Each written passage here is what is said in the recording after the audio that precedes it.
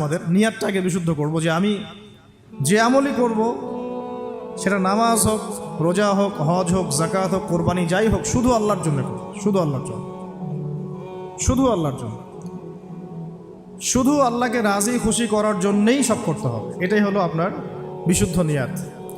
এরপরে এই 10 দিনের মূল কাজ হবে তওবা করা।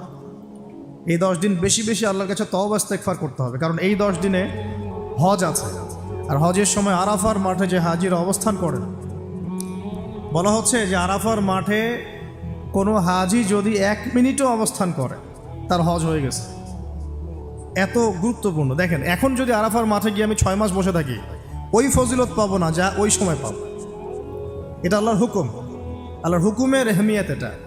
এখন যদি আমি আপনি আরাফার মাঠে বসে থাকি সারাদিন সারা রাত, ওই ফজিলত পাবো না যেটা হজের সময় পাওয়া যাচ্ছে।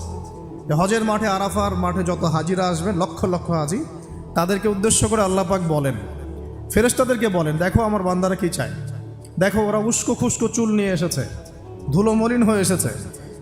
আরেকটা জায়গা আছে যে ওই দিন আল্লাহ রাব্বুল আলামিন এত অধিক সংখ্যক বান্দাকে জাহান্নাম থেকে মুক্তি দেন যেটা আর কখনো দেন না, এবং ওই দিন শয়তান নিরাশ হয়ে পড়ে। তাহলে এই 10 দিনে আমরা যারা যেতে পারছি না হজে, আমাদের কাজটা তাদের সাথে একাত্মতা পোষণ করে তওবা করতে থাকে।